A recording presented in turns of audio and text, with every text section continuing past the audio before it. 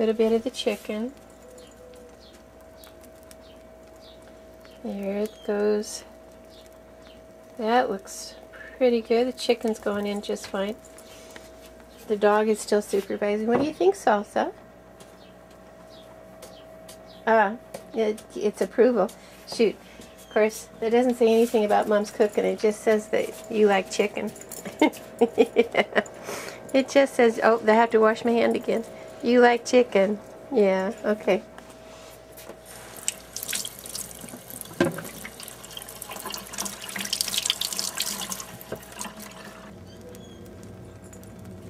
Okay, I'm just going to put a lid on there for a little bit to help keep some of the heat in.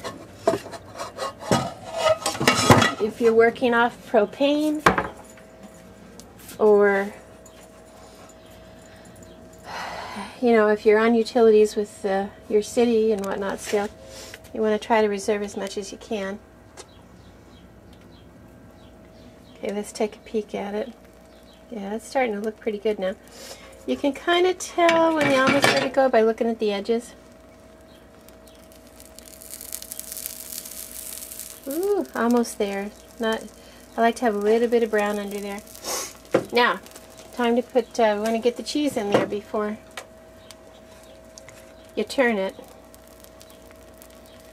Okay, this is just canned cheese, and I have separated it up and froze it, so that's why it looks a little lumpy. But it'll melt down just fine.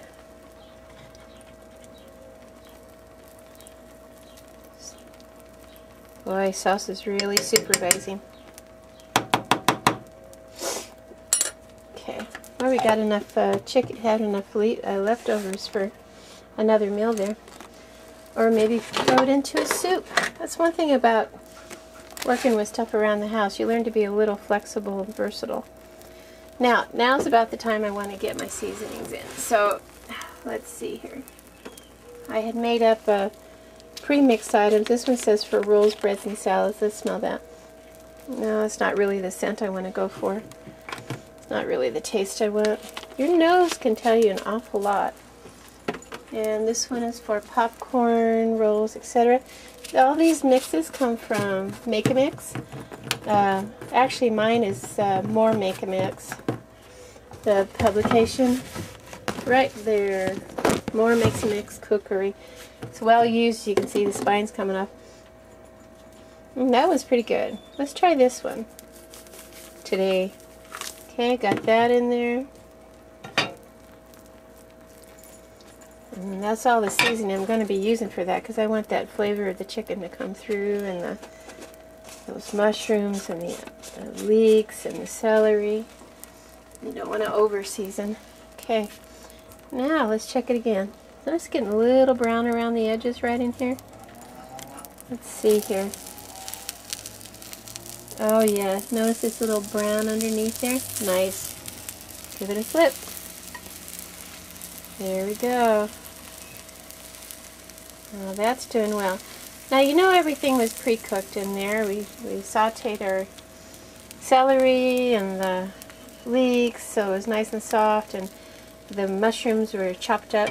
So all I'm going to do, since this really doesn't have to cook, is I'm going to put a lid on it and I'm going to turn off the heat. The reason I'm doing that is just let the flavors blend. Okay, this is good. Let's get our stuff back in the fridge, and it's almost omelet time. Well, what I did with the rest of the leftover mushroom and that dehydrated celery and leek and the chicken bits is I put it into a little container all together here, and I can add that later then to soup or stew or shoot, even cornbread. So that's going to go in the fridge until later today. Well, there we are. We have a delicious breakfast. A big egg omelet, and that cheese, as you can see, is melted well, and a little bit of color on the side, strawberries, some multi-grain bread, none of that white cotton ball stuff for us, and some wonderful homemade pumpkin butter from my good neighbor Margene. So there you go. A cup of joe. Now that's a delicious. That should satisfy just about anybody you know. Well, the quote for today is from one of our favorites, Boston Tea Party's Boston's Gun Bible, on page 2535, about carrying 2 handguns.